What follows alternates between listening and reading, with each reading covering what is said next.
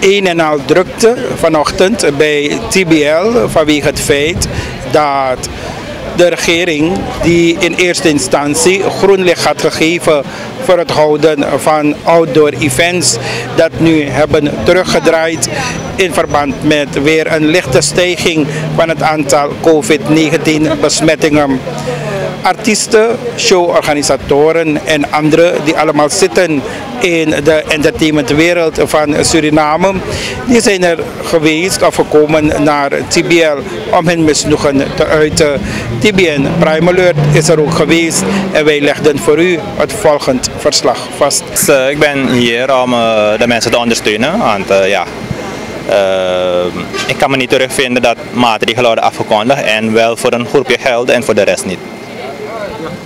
Voor welke groepje geldt het wel? Over het algemeen mag niemand die eigenlijk organiseert, dus die eventen plant, vanwege de verscherpte maatregelen de eventen door laten gaan. En je zou daarover kunnen verschillen van mening, maar of je het nu eens bent of oneens, wanneer je een maatregel afkondigt, dan moet het wel consequent zijn. Dat de maatregel voor iedereen geldt. En maar de protest die nu hier wordt gehouden, dat is waarvoor? De mensen zijn hier gekomen omdat sommige die redenen zijn uiteenlopend. Sommigen geven aan dat ze al maanden niet kunnen verdienen en het is vanwege de situatie. Maar dat de overheid daar zou moeten inkomen en dat uitblijft. En het is ook voor anderen bijvoorbeeld aangegeven dat waarom mogen zij niet en anderen wel. Dus dat zorgt ook voor ontevredenheid en onduidelijkheid. Dus dat zijn allemaal zaken waarom de mensen hier zijn. Maar volgens u zelf als persoon, als er een streep getrokken zou moeten worden, waar bent u voorstander van? Zouden we toch deze maand nog dingen moeten toelaten? Zouden we nog moeten feesten? Of zegt u van nee, net als alle andere landen die alles gecanceld hebben, het zou ook goed zijn als wij dat als land zouden doen? Nee, over de maatregelen zou ik geen uitspraak willen doen. Ik wil wel aangeven dat zaken wel consequent moeten zijn. Dat als het voor één persoon geldt, dat het voor iedereen moet gelden. Dus dat, over de maatregelen, daarover kan ik geen inhoudelijke reactie geven, omdat ik die informatie niet heb wat de overheid wel heeft, waarom of hoe ze komen tot die maatregelen. Maar je zou wel consequent moeten zijn in het doorvoeren van die maatregelen. Ja, ik begrijp net van vlak hier, om de bocht hier. Aan de overkant. Ja, aan de overkant wordt er door de First Lady nu bijna 600 gasten verwacht. Wat vindt u zelf daarvan? Ik vind dat een verkeerd signaal. Als overheid hoor je het juiste voorbeeld te geven. En dat is eigenlijk de grootste reden waarom ik hier ben gekomen. Omdat ik niet vind dat je maatregelen kan doorvoeren. Maar wanneer het op jezelf aankomt, dat je wel een uitzondering maakt. En dat is niet de juiste manier om de samenleving te wijzen dat je serieus bent over de situatie. Had u toch van hieruit een advies of toch wel een boodschap naar die regering? Ja, practice what you preach. Geef het juiste voorbeeld. Lead by example. Wanneer je iets vraagt van je mensen, van je samenleving, moet je ook zelf die offers willen brengen. Nou, ik ben hier gekomen voor mijn regering sabitaki uno de eens na Sandeman kondig aan zo plotseling. En sana dat? Eigenlijk dat ik vanaf vandaag tot een weet ik veel wanneer eigenlijk een avondklok gaat op 9 uur bakken. En dat houdt dus in dat ik artiesten normaal trio, weet je, en dat is al nu ongeveer 7 maanden dat wij niet mogen optreden en dat wij ook medeleven betuigen van COVID is toch en we moeten meegaan naar de protocollen van de Manguno. Maar als een organisatie met een onder leiding van Brian Munslag onderhandelt toemong naar de man voor eindelijk toch ook kiezen toestemming met hun regels voor kiezen voor hun orga dat u mag orga de komende dagen en daarna toch weer horen van gecanceld. Dan vinden wij het erg, is dat toch? En daarvoor zijn we eigenlijk meer hier gekomen. We zijn hier gekomen eigenlijk voor jullie als pers. Voor Arki zou op te zeggen, maar niet voor Schoppen Harry. De verantwoord toe, want dat na zijn gemeenschap en actiestref ook toe. De verantwoord toe voor organiseer events nu, if je ziet dat het aantal COVID gevallen is stijgt. Ja, natuurlijk. Like van mij toch. Alla pokuma ja, na pokuma sa abib ching sa tananga ma, na tananga urua in oso allemaal sana ding. De nagevolgen voor COVID, isabi toch? En unugo vanuit eigenlijk, ligt van ASEM regering geeft aan taki, hey, wabasa onder controle. Isabi toch? En dat actie dat ik voor abe onder controle, u mag tri op de toelaatste week voor jari. De man goedkeuring sinds vorige week. En allemaal met eigenlijk berekening bataki, hey, goedkeuring, dan een protocol zal de man doen dat we hanteren. Dus man kan denken of taki van hey, de man is net spang. Tuurlijk we spang, isabi toch? Tuurlijk we spang. Masad de Maru schreef de orgakba. Van het jaar heb ik optreden. Nee, vanaf nu de laatste 3 weken. Wat zei je? De laatste 3 weken van december. Toen u voor de regering zeiden dat u mag organiseren. Ik ben orgasankaba. Nee toch, dat hebben we vorige week pas gehoord. Toch? Het is iets van nog een week geleden zei de man. Ik bekend eigenlijk dat hey, je mag organiseren, maar actievergunning. Dan kon dat bij jou geven de bank check if you volgt de man protocollen. Maar wat trasan meer dat vlak hier aan de overkant nu. Ja. Er nu een activiteit is van de First Lady, ja, waar bijna 600 gasten worden verwacht. Ja. Wat vindt u zelf daarvan? Kijk, ik ga niet zielig hier komen doen of futaki. Dat er mensen daar gaan, vind ik natuurlijk prima. Isabi toch, het is leuk voor die oudjes taki, leuk voor minister taki, de man go uit even. Isabi toch? Maar wij zeggen, ik go om ASEM risico. Sang unu abiteo tri op later in aniti. Isabi toch? En waarom de man afvertrouwen in Sande Mategi unu? Want na ASEM feest de mogen, van de mogen doen of zo is het maakt niet uit. Hij tawa risico. Isabi toch? En dat Nasami vindt ten aanzien voor IFED. Maar alles eromheen zeg ik, het is altijd prima toch? Als je als First Lady weer wat terug wil doen. Maar heb je een advies of een boskopu dan de regering? Ik heb geen advies, Isabi. Ik wil geven wel een boskopu taki. We begrijpen, Isabi toch? Ik denk dat taki. Aan een feesten of aan feesten. Natuurlijk, de smasrevi, de one ontspanning, isabi toch, maar we nu eigenlijk aan een feesten ook of aan feesten, maar we willen ook verdienen. Iedereen wil richting kerst met geld in zijn zak zijn en dit is ons beroep, isabi toch. Als je het nou waardeert of niet, het is wel ons beroep. Zijn jullie op enige manier gecompenseerd geworden? Nog niet. Maar verwachten jullie dat wel? Ja, natuurlijk, het is altijd meegenomen, isabi toch. Ik zeg ook weer iets dat ik samen de collega's van mij eigenlijk een fiti vanuit wat COVID money zou omkiezen. Isabi toch? Wat ik wel zeg is laten we gelijk vragen aan deze regering taki zou de man doen qua auteursrechten. Want if auteursrechten de dan nou af de artiest die ziet naar kon snap ja. Want dan worden we betaald voor ons muziek. Isabi toch? Dan is het als artiest if je verdient dat dan tak je liever kwaliteit. If you never verdient dat tak je liever kwaliteit. Maar als aan dat no de. En dat is de reden zij de UNO kon ja idee. Want in het buitenland, allemaal kijk, Nederland gaat in een lockdown. Al die artiesten die bij Buma Stemra zijn ingeschreven, hebben wel hun geld heel vooraf gekregen. Omdat die maar horen kunnen dat hey, COVID, dus in plaats voor de man kies de money, september hebben wij een juli gekregen, is dat toch? En ja, dat is het meer. Het gaat niet om alleen een COVID-periode. Ik heb toestaan me halen aan taki. Ik ook toe de mangi auteursrechten eigenlijk aandacht. Dan als aan die snap gebeuren. Met de mondkap is bijna niemand te herkennen. Zeker. Als je zich even voorstelt. Nou, ik ben Fabian van promarman.com.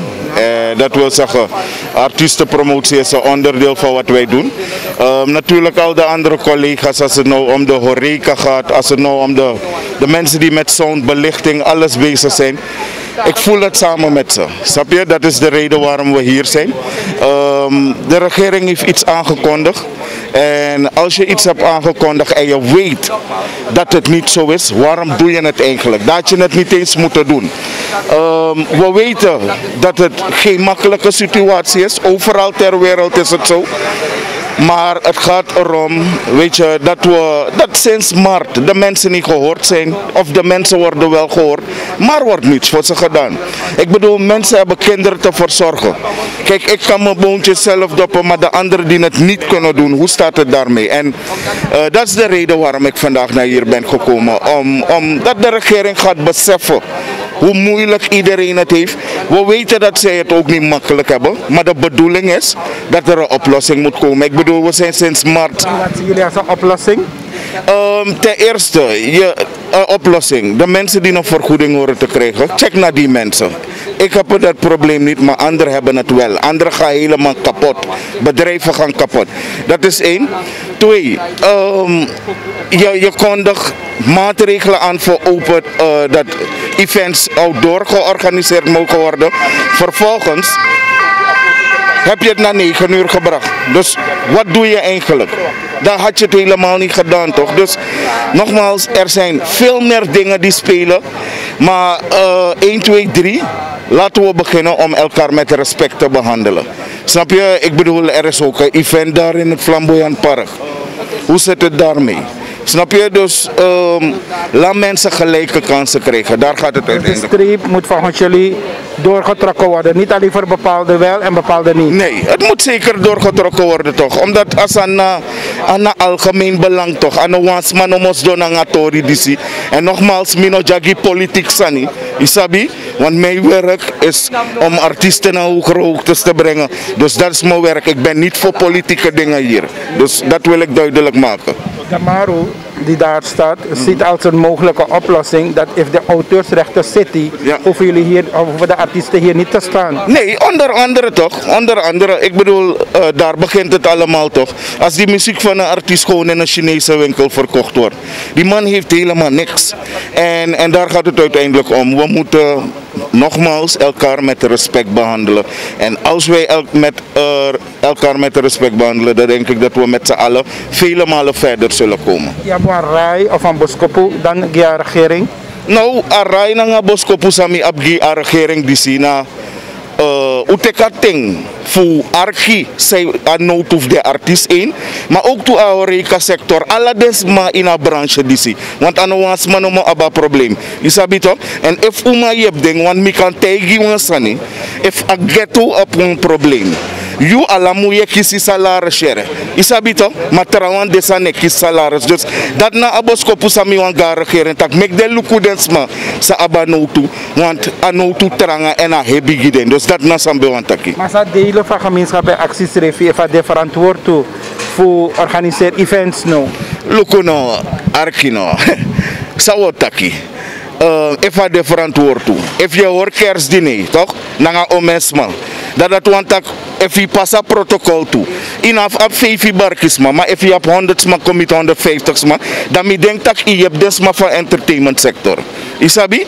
Dus de verantwoord toe. Allemaal moest teken verantwoord toe. En if den teken, mi denk dat ik kan door moro varen met z'n allen. We zijn komen ondersteunen omdat we ook vinden dat het mooi is geweest. We zitten vanaf maart zonder geld. En zodra iets van COVID, dan gaan ze gewoon echt rechtstreeks naar entertainment. En ik vind niet dat ze ons een tegemoetkoming hebben gegeven. Of dat ze iets hebben gedaan. Ik heb laatst nog een protocol gezien voor events en ineens mogen we niet.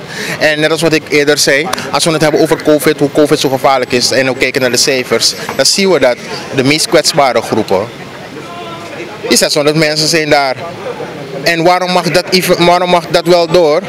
En mogen wij niet doorgaan met ons ding? We kunnen ons toch ook houden aan de protocollen? Kleine evenementen. Kijk, we zijn artiesten allemaal die afhankelijk zijn ook van deze sector. En sinds maart niet kunnen optreden.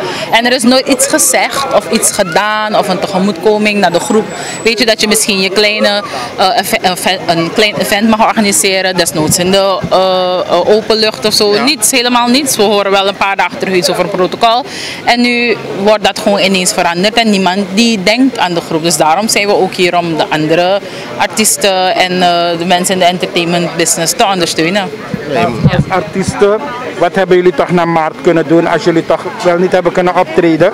We moesten creatief zijn, we zijn in een andere sector Ja, we zijn met iets anders. We zijn best wel creatieve mensen, dus we hebben andere, een beetje creatief bezig geweest om ander werk eigenlijk maar te wij creëren. kunnen het misschien nog doen, maar wat niet worden iedereen mensen... kan dat. Weet je, ik ken muzikanten waarmee ik jaren optreed die echt zonder werk zitten. De geluidsmannen, die zijn echt afhankelijk van, is er een event, is er een feestje, weet je, en die zitten al zo lang zonder werk, zonder inkomsten. Je probeert ze te helpen waar je kan, maar hoe lang ga je dat door kunnen doen als er vanuit de overheid zelf ook niets komt voor deze groep? Er wordt gesproken over zoveel andere groepen, maar deze groep is ook een belangrijke groep. Wij zorgen ook voor vreugde, wij zorgen voor, weet je, alles dat te maken heeft met muziek, wat ook belangrijk is voor de mensen, een stukje entertainment. Dus kom met de oplossing ook voor ons. Dat is wat we zeggen en daarom staan we hier. Toen de overheid enkele dagen terug, ik denk een dag of 2 geleden, groen licht had gegeven, hadden jullie al wat boekings? Ja, ik heb twee cancellations vandaag en ik wacht nog om te horen van de anderen als het doorgaat of niet. Want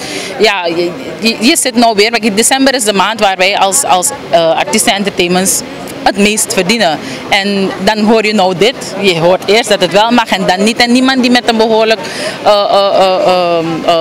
een gesprek aanvraagt met een van de artiesten of de mensen die trekken. Er is toch een budget, er is toch een fonds. Waarom wordt er niet gesproken? Waarom wordt er niet gekeken? Ik heb voor een reden gestemd, maar niet hiervoor. Toch, ik wil eerlijkheid, ik wil dat het alleen gewoon gaat voor eens en voor altijd in Suriname. Mijn moeder is vorig jaar overleden. En als ze in leven was, zou ze echt niet blij zijn hiermee. Snap je? Kamaru maakte daarnet de opmerking van de regering. Ook als jullie hadden gewerkt aan de auteursrechten, hoefden wij artiesten in feite hier niet te staan. Want dan hadden we alle inkomen. Zijn jullie daar eens daarmee? Ja, ik ben wel sowieso. Want dan weet je muziek draait, je kan altijd nog geld verdienen. Maar inderdaad is dat ook een belangrijk punt. Is ook iets waar aan gewerkt moet worden. Yes, klopt. Maar kijk, maar het is vrij simpel. Nogmaals voor de mensen die kijken. Luister, gebruik je verstand. Als COVID zo gevaarlijk was, zoals ze het hebben gezegd, zou die kwetsbare groep nu thuis moeten zijn. Het gaat niet meer om COVID. Gaat het om COVID of gaat het om een geplande vaccinatie? Want als die cijfers zakken, heb je geen reden om die Surinamers te vaccineren.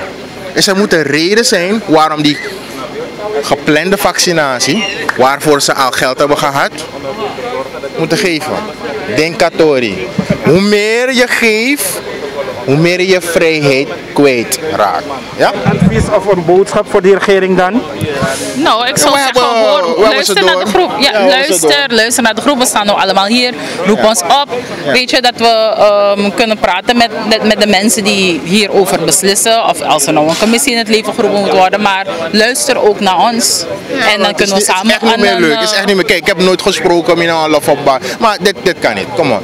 Samen gewoon een oplossing vinden hiervoor. Want als je daar met 600 man kan zitten onder het mom van een dankzegging, dan kunnen wij ook onze kleine eventjes met rekening houden natuurlijk met alle regels, protocol etc. Kunnen wij dat ook. Maar dat is het enige wat we vragen. Als dat kan, dan kunnen we ook hetzelfde concept nemen en het gewoon ons houden aan het protocol. Maar als dat niet mag, dan weten we precies dat het gaat om iets anders. Ja, want ze hebben daar mooi gezet op Facebook en overal dat het volgens bepaalde protocollen wordt gedaan. Nou, jullie vertrouwen je protocollen daar, waarom vertrouw je ons dan niet met diezelfde protocollen?